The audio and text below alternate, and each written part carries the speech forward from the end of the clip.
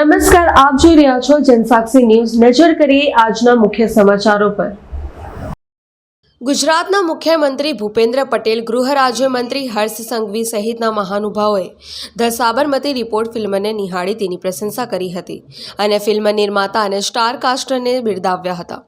આ ફિલ્મ જોયા પછી મુખ્યમંત્રી ભૂપેન્દ્ર પટેલે ધ સાબરમતી રિપોર્ટને ગુજરાતમાં ટેક્સ ફ્રી જાહેર કરી છે। ત્યારે અંકલેશ્વરના ભટકુદરા ગામની રાગીણી સિનેમા ખાતે અંકલેશ્વરના ધારાસભ્ય ઈશ્વરસિંહ પટેલ સહિત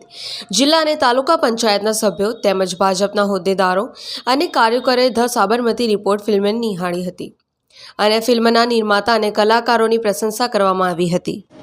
ધ સાબરમતી રિપોર્ટ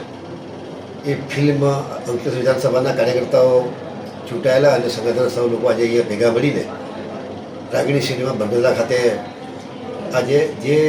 સુપ્રીમ કોર્ટે જજમેન્ટ આપ્યું હતું એના આધારે જે ભૂતકાળની અંદર જે ગોધરાકાંડ થયો હતો અને ગોધરાકાંડ દરમિયાન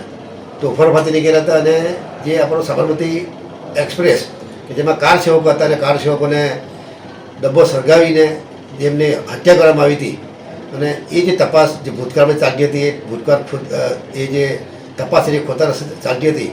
અત્યારે જે રિપોર્ટ આવ્યો છે રિપોર્ટની અંદર સુપ્રીમ કોર્ટના કહેવાથી જે પ્રકારે સત્ય ઘટના કે આ સાબરમતી એક્સપ્રેસમાં શું ઘટના બની હતી શું એ આજે અહીંયા જ્યારે નિહાળવા જઈ રહ્યા ત્યારે સમગ્ર ગુજરાતમાં અને સમગ્ર દેશની અંદર તમામ વિધાનસભાની અંદર પોતાના કાર્યકર્તાઓ આ વસ્તુથી માહિતગાર થાય એના માટે આજનો આ કાર્યક્રમ રાખ્યો। ત્યારે આદરણીય પ્રદેશ અધ્યક્ષ શ્રી સી આર પાટીલ સાહેબ, રાજ્યના મુખ્યમંત્રી શ્રી ભૂપેન્દ્ર પટેલ સાહેબ અને તમામ એમની આખી ટીમ ચૂંટાયેલા અને સૌ લોકોએ જે પ્રકારે આ કાર્યકર્તાઓને ધ્યાન પર લાવીને તમામ કાર્યકર્તાઓ આ સાચી વસ્તુથી વાકેફ રહે એ માટેના આજનો આ કાર્યક્રમ રાખવામાં આવ્યો છે। પિન્ટુ મોદી, જનસાક્ષી ન્યૂઝ, અંકલેશ્વર।